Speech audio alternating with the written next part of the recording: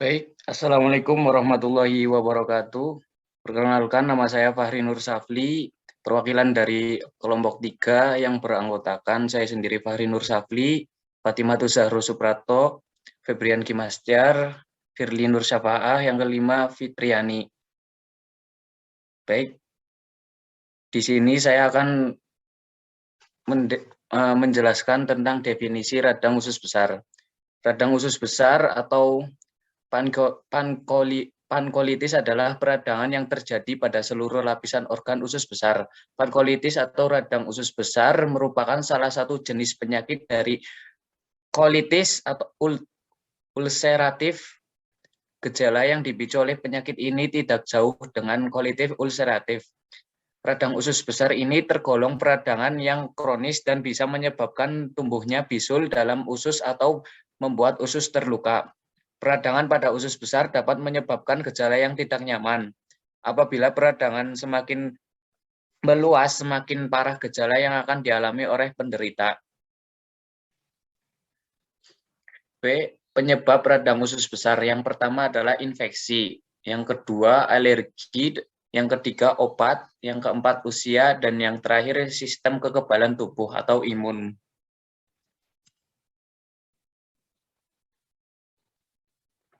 Infeksi Healthline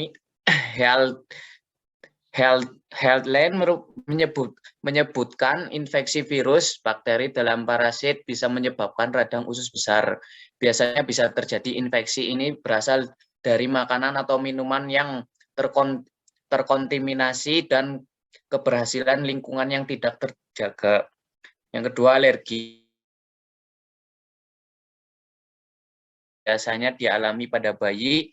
Reaksi tersebut terjadi saat bayi alergi terhadap protein dalam susu sapi.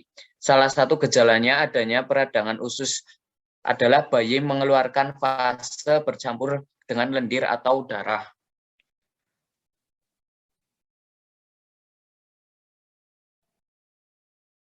Yang ketiga, obat. Radang usus besar juga bisa disebabkan oleh jenis obat tertentu. Umumnya, masalah sistem pencernaan ini lebih banyak diakibatkan oleh obat antiinflamasi non-steroid. Yang keempat, usia. Orang yang berusia di bawah 30 tahun umumnya memiliki resiko mengembangkan penyakit radang usus lebih tinggi. Yang kelima, sistem kekebalan tubuh atau imun. Radang usus besar dapat juga dikatakan sebagai penyakit autoimun, di mana elemen sistem pencernaan diserang oleh sistem kekebalan tubuh yang seharusnya melindungi tubuh dari patogen. Yang C, pemeriksaan penunjang. Yang pertama, pemeriksaan tinja. Pemeriksaan ini dilakukan untuk mendeteksi infeksi dan keberadaan darah pada tinja yang tidak bisa dilihat secara kasat mata. Yang kedua, endoskopi. Endoskopi dilakukan untuk melihat lapisan rongga usus dengan memasukkan selang berkamera melalui dubur atau mulut pada radang usus. Endoskopi dapat melihat perluasan penyakit. Yang ketiga, tes darah. Tes ini bertujuan untuk mengetahui apakah penderita mengalami anemia, infeksi, atau kondisi lain yang mungkin timbul akibat radang usus. Yang keempat, biopsi. Biopsi dilakukan dengan mengambil sampel jaringan pada usus untuk diteliti di laboratorium. Pemeriksaan ini dapat menentukan jenis radang usus yang dialami pasien. Yang kelima, tes pemindaian. Foto rongsen, USG perut, CT scan atau MRI dilakukan untuk melihat gambaran usus atau saluran pencernaan secara menyeluruh. Prosedur ini dapat digunakan untuk memeriksa ada tidaknya komplikasi akibat radang usus. D. Tanda-tanda dan gejala. Yang pertama, kram dan nyeri pada bagian perut. Yang kedua, mual dan muntah. Yang ketiga, diare. Yang keempat, peradangan pada anus. Yang kelima, kejang otot. Yang keenam, demam. 7, kelelahan. Yang kedelapan, penurunan nafsu makan. Dan yang terakhir, berat badan menurun.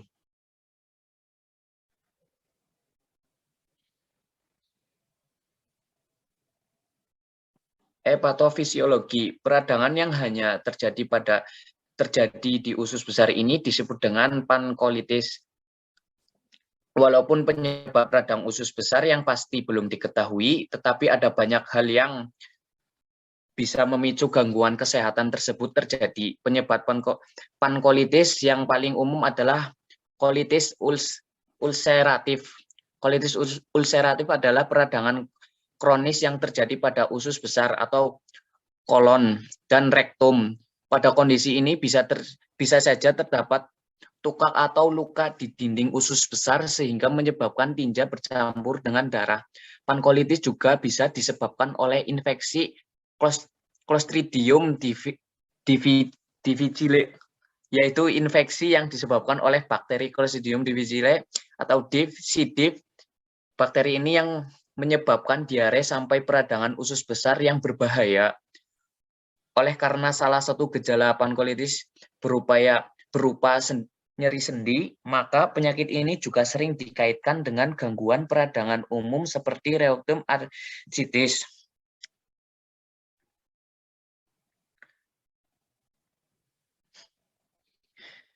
Baik, pathway.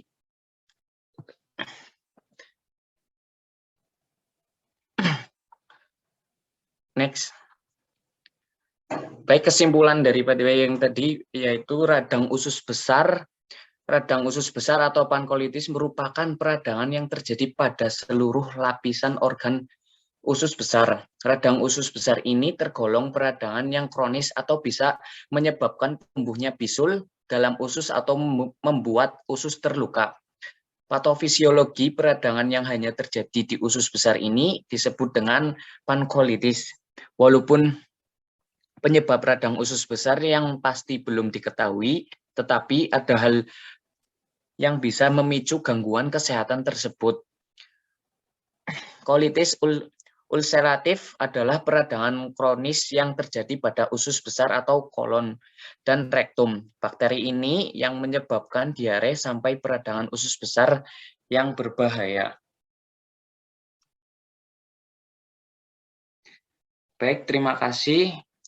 Untuk selanjutnya, apakah ada yang ingin bertanya?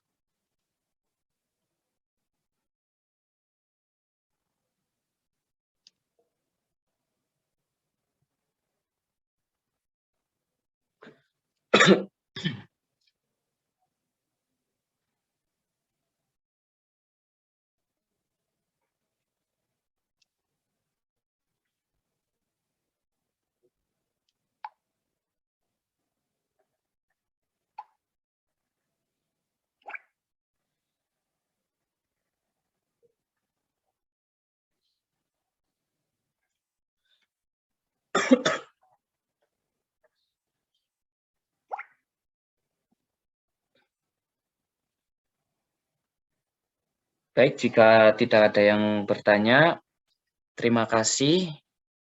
Wassalamualaikum warahmatullahi wabarakatuh. Waalaikumsalam warahmatullahi wabarakatuh. Waalaikumsalam warahmatullahi wabarakatuh.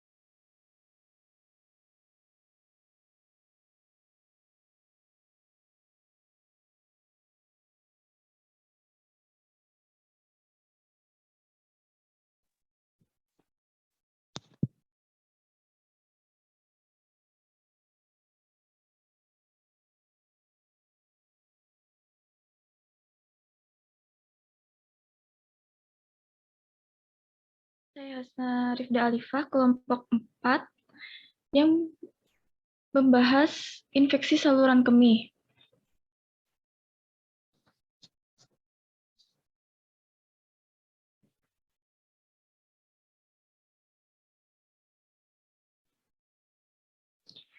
yang beranggotakan saya sendiri, Hasarifda Alifah, Husna Latifunisa, Kuatin Ramadhani, Lintang Kirana, dan Muhammad Zaki Nuriko. Pengertian infeksi saluran kemih. Infeksi saluran kemih adalah kondisi ketika organ yang termasuk ke dalam sistem kemih mengalami infeksi. Organ tersebut bisa ginjal, ureter, uretra, atau kandung kemih. Namun, infeksi saluran kemih umumnya terjadi di uretra dan kandung kemih. Berawal dari ginjal, zat sisa di dalam darah disaring dan dikeluarkan dalam bentuk urin. Selanjutnya, urin dialirkan dari ginjal melalui ureter menuju kandung kemih. Setelah ditampung di kandung kemih, urin akan dibuang keluar tubuh melalui saluran yang disebut ureter.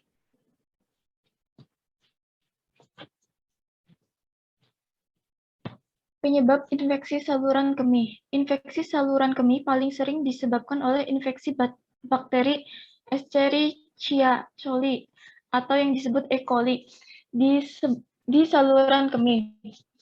Bakteri ini sebenarnya hidup di saluran pencernaan, tetapi bisa menginfeksi saluran kemih dan menyebabkan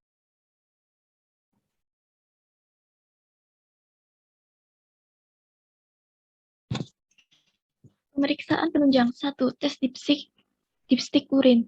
Tes dipstik urin merupakan pemeriksaan penunjang yang paling umum digunakan untuk mendiagnosis ISK. Sampel urin yang disarankan adalah sampel midstream. Pada ISK, umumnya dapat ditemukan bakteri atau sel darah putih pada urin. Hasil pH basa umumnya menandakan adanya batu ginjal strofit atau batu karena infeksi. Adanya nitrit pada urin mengindikasikan infeksi bakteri. Hal ini dikarenakan dibutuhkan bakteri untuk perubahan nitrat ke nitrit dalam urin. Akan tetapi proses ini terjadi selama 6 jam. Sehingga pasien lebih disarankan menjalani pemeriksaan urin pada pagi hari setelah bangun tidur.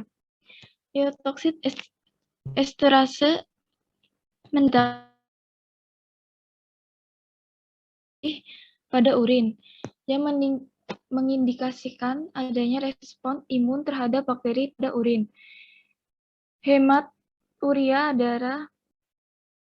Hematuria juga dapat ditemukan akibat adanya infeksi bakteri pada sel transional kandung kemih.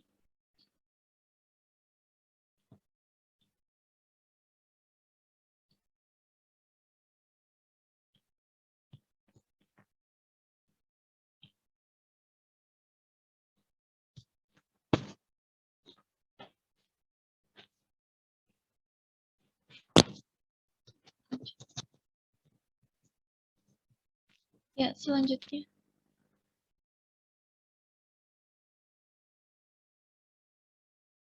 Titis simplex dengan gejala tipikal.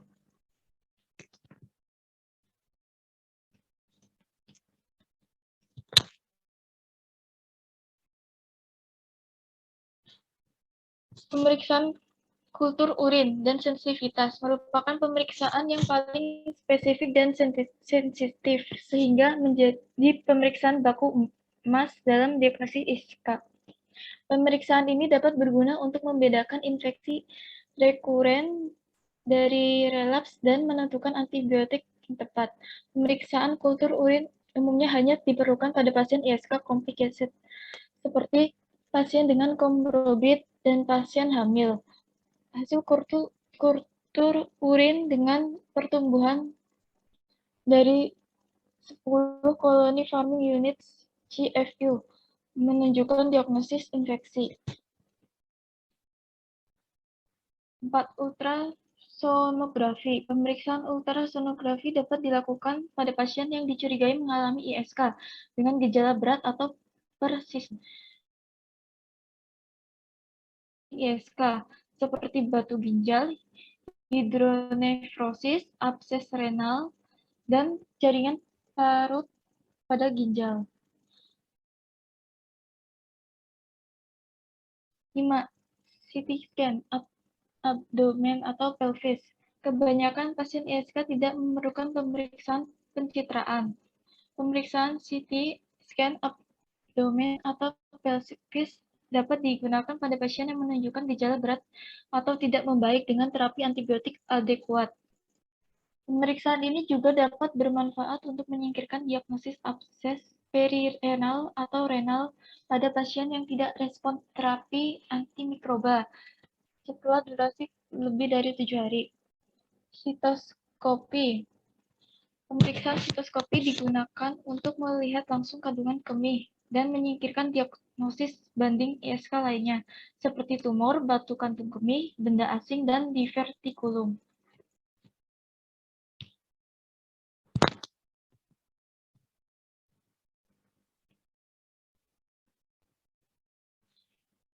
Infeksi saluran kemih dapat menyebabkan nyeri panggul, meningkatkan dorongan buang air kecil, nyeri saat buang air kecil, dan ada darah dalam urin. Infeksi ginjal dapat menyebabkan sakit punggung, mual, muntah, dan demam. Area nyeri, kandung kemih, perut bagian bawah, selangkangan, atau tulang panggul. Keadaan nyeri saat buang air kecil atau selama hubungan seksual. Kemih, air seni berbau busuk, sering buang air kecil, air seni gelap, kecil, kandung kemih tegang, kandung kemih terasa belum kosong atau air seni berdarah. Saluran tubuh, demam, kelelahan, atau milises. Juga umum, diiritasi paga vagina atau kram.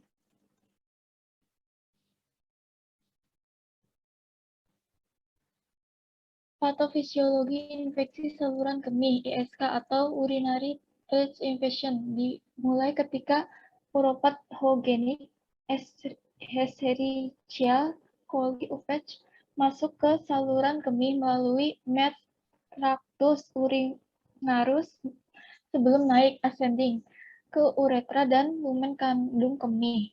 Infeksi yang terisolasi di kandung kemih dan saluran kemih bawah tanpa tanda dan gejala disebut sebagai cystitis complicated atau cystitis simplex.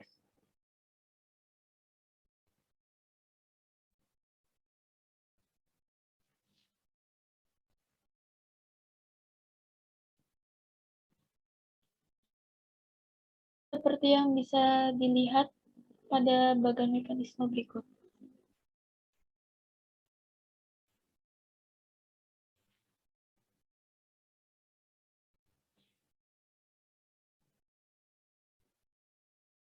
Sekian, apabila ada yang ingin ditanyakan, dipersilakan.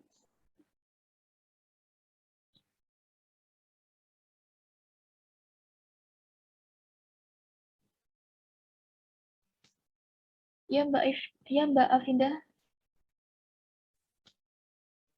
Izin bertanya, perkenalkan nama saya Afinda. Apakah infeksi saluran kemih bisa menyebabkan gagal ginjal? Terima kasih. Ya, saya akan menjawab pertanyaan dari Mbak Afinda. Ya, ISK bisa merusak ginjal. Salah satu komplikasinya adalah kerusakan ginjal permanen. Apa sudah jelas, Mbak Afinda? Sudah, terima kasih. Baik. Sekian dari saya, terima kasih.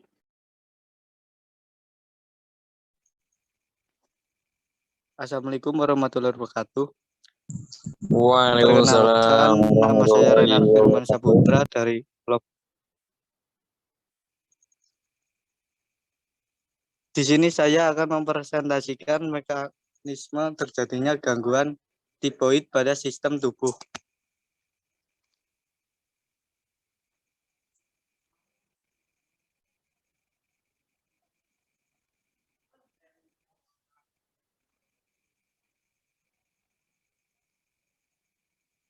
Ya, yang pertama pengertian gangguan tipoid. Tipoid merupakan kata yang berasal dari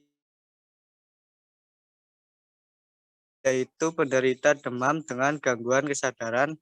Tipoid merupakan penyakit infeksi yang terjadi pada usus halus yang disebabkan oleh makanan dan minuman yang terkontaminasi oleh kuman salmonella. Terjadi pada kalangan orang dewasa, tetapi juga pada usia anak-anak. Anak merupakan salah satu kelompok yang rentan terhadap penularan bakteri atau virus yang disebarkan melalui proses pencernaan makanan. Tipoid adalah penyakit infeksi sistematik yang disebabkan oleh bakteri Salmonella typhi yang bisa dijumpai secara luas di berbagai negara berkembang, terutama yang terletak di daerah tropis dan subtropis. Gejalanya bisa muncul sekitar 1-3 minggu setelah terkena infeksi tipoid dan bisa mengakibatkan gejala ringan ataupun berat, dengan meliputi demam tinggi atau hipertemia.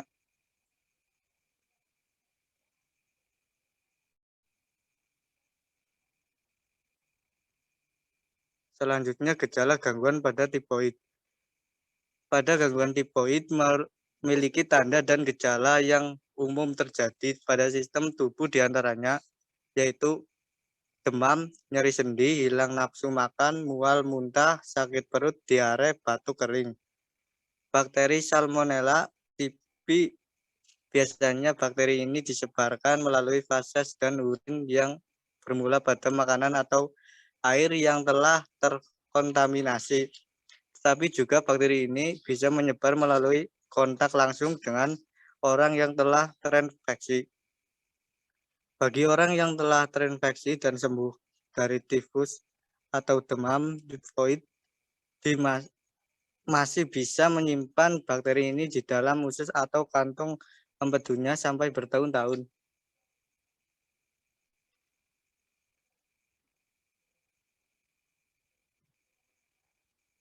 Faktor-faktor resiko pada demam tifoid.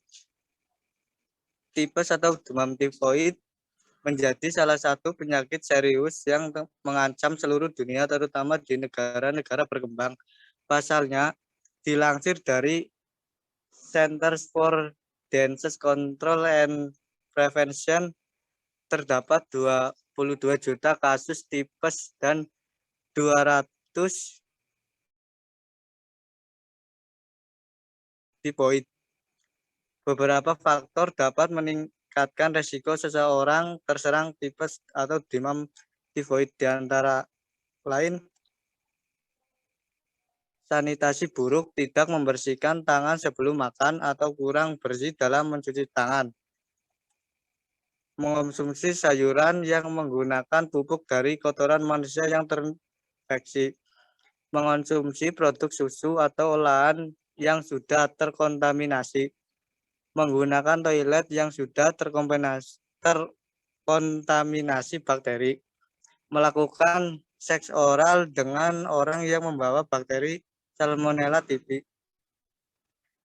Tifoid atau tifus dapat menyebabkan komplikasi jika tidak diatasi dengan baik. Peredaran atau terbentuknya lubang pada usus menjadi komplikasi tifus yang cukup parah. Kemudian ada radang otot jantung, radang seliput jantung, radang paru-paru, radang pankreas, infeksi ginjal, hingga infeksi kandung kemih.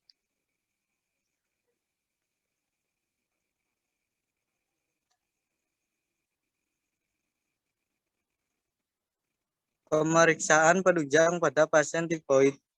Pemeriksaan penunjang merupakan metode diagnostik utama demam tifoid.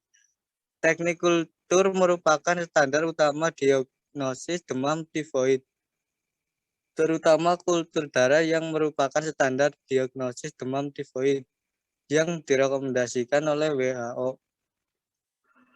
Pemeriksaan penunjang lain yang relatif lebih murah dan sederhana terus dikembangkan untuk mempermudah diagnosa demam tifoid.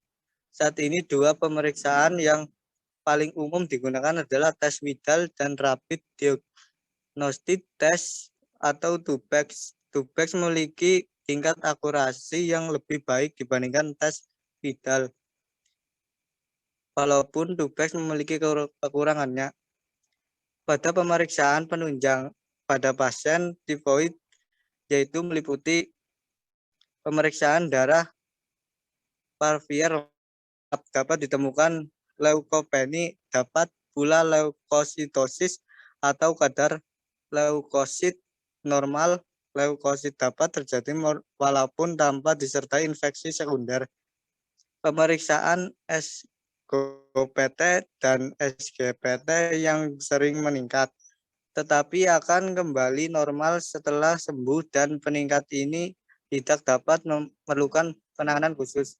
Pemeriksaan uji Widal yang bertujuan untuk mendeteksi adanya antibodi terhadap bakteri Salmonella typhi dilakukan untuk menentukan adanya agustinin dalam serum pasien tifoid yang di mana akan membuat antibodi. Pemeriksaan kultur darah, kultur urin, dan kultur fases. Anti Salmonella typhi IgM dilakukan untuk mendeteksi secara dini infeksi akut Salmonella typhi karena antibodi IgM muncul pada hari ketiga dan keempat terjadinya demam.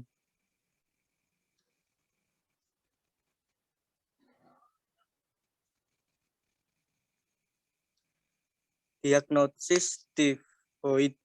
Diagnosis pasti demam tifoid dapat ditegakkan apabila ditemukan kuman dalam darah, sumsum, tulang, tinja, atau air kemih. Diagnosis pada anak di atas usia 5 tahun, gejala serta tanda klinis demam tifoid hampir menyerupai penderita dewasa seperti demam selama 1 minggu atau lebih. Pembesaran limfa hati dapat disertai diare maupun konstipasi. Untuk memastikan diagnosis dibutuhkan pemeriksaan laboratorium meliputi kultur darah, pemeriksaan darah perifer, pemeriksaan serologi. Diagnosa keperawatan yang biasa muncul pada pasien tifoid menurut Nanda Notes 2015 adalah sebagai berikut. Hipertemia berhubungan dengan proses infeksi Salmonella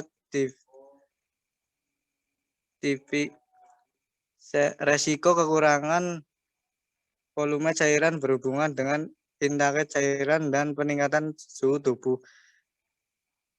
Nyeri akut berhubungan dengan cedera biologis proses peradangan. Ketidakseimbangan nutrisi kurang dari kebutuhan tubuh berhubungan dengan intake yang tidak akurat.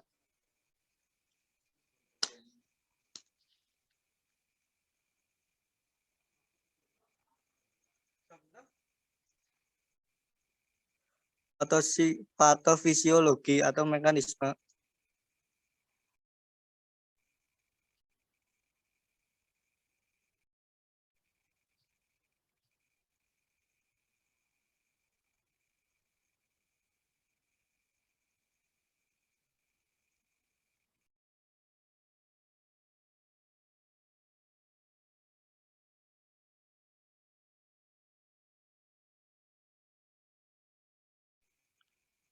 Patofisiologi demam tifoid bergantung pada beberapa faktor antara lain tamponasi, imutasi inang, dan lot bakteri.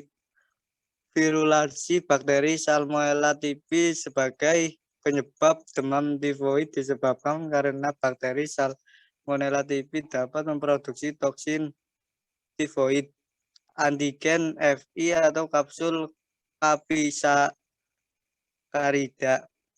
antigen liposakarida, dan antigen flagelar.